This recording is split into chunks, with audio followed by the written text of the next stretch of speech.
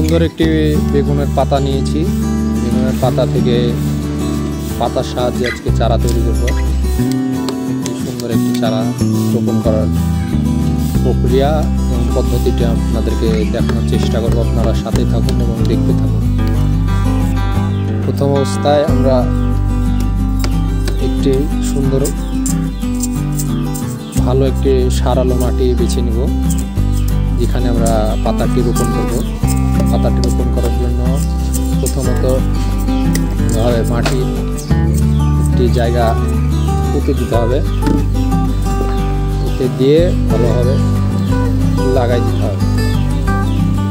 এইভাবে পানি মেরে দিলাম, কয়েকদিনের জন্য রেখে দেবো, এভাবে ঢেকে রেখে দেবো।